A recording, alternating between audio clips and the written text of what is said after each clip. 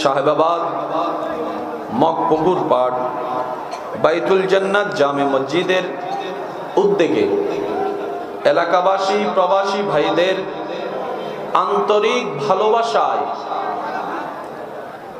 জনাব হাজী মোহাম্মদ আব্দুল মান্নান মেম্বার সাহেবের সভাপতিত্বে আজকের এই সজ্জিত আজিমুশান নুরানি ইমানি মাহফিলের সম্মানিত মান্যবর প্রধান বক্তা বিশিষ্ট ইসলামী চিন্তাবিদ চান্দলা গৌসিয়া আলিম মাদ্রাসার সম্মানিত মান্যবর অধ্যক্ষ মুজাহিদ মিল্লাত রৌনকে আহলে সুন্নাত হুজুর আল্লামা মাওলানা এএসএম নূর মোহাম্মদ আল কাদেরী মাদ্দাজিল্লুল আলী আজকের মাহফিলের সম্মানিত প্রধান আকর্ষণ সারা বাংলার আলোড়ন সৃষ্টিকারী সুমধুর কণ্ঠস্বর রৌনকে মিল্লাত রৌনকে আহলে সুন্নাত হযরতুল আল্লাম জনাব মাওলানা মুফতি জুবাইর আহমদ ফাতেহি বিন হুসাইনি মাদ্দাজিল্লুল আলী আজকের মাহফিলের সম্মানিত বিশেষ আকর্ষণ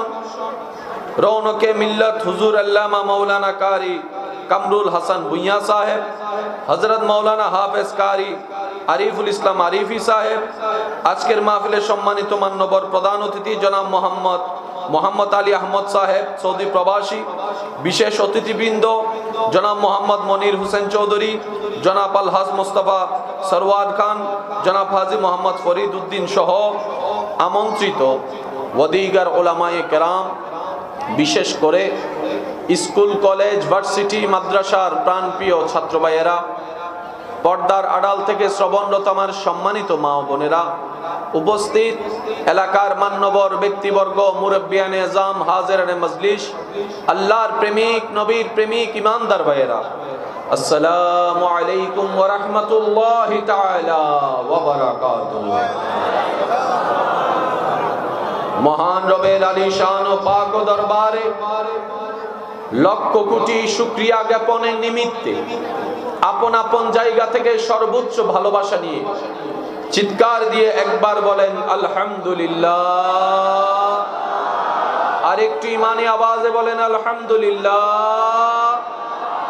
আজকের মাহফিল যারা আয়োজন করেছেন, এই আয়োজন করার জন্য যারা যেখান থেকে যেভাবে সহযোগিতা করেছেন, ইতিমধ্যে আমরা যারা মাহফিলে উপস্থিত হয়েছি, যারা মাহফিলে উপস্থিত হব, যারা দূর থেকে শ্রবণ করছি, দয়াময় দয়া করে আমাদের সকলের জীবনের অতীতকালের কবিরা সগীরা গুনাহকে মাফ করে দিন, আমিন। আল্লাহ তাআলা আমাদের মা বাবার গুনাহকে মাফ করে দিন।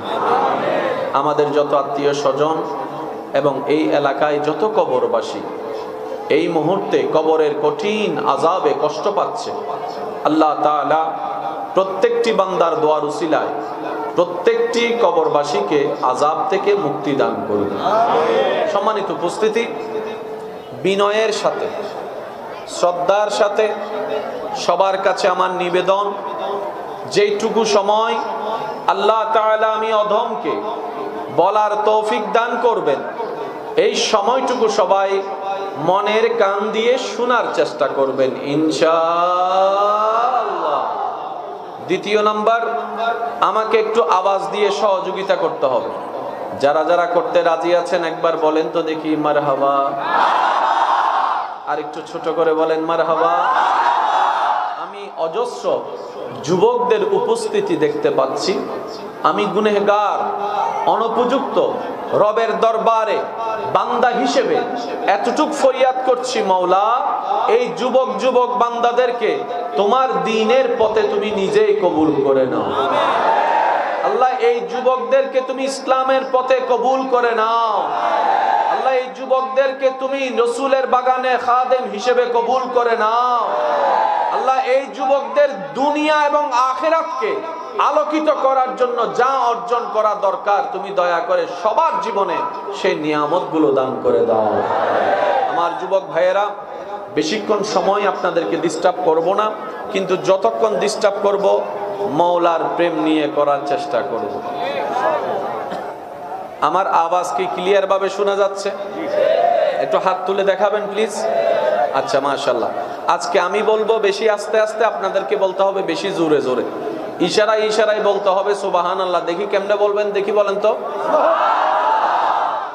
এমন ভাবে বলেন যেন আপনি যুবক, এটা বোঝা যায়। এই তো মাশাআল্লাহ, আরেকটু জোরে বলেন। আল্লাহ এই আওয়াজকে কবুল করুন।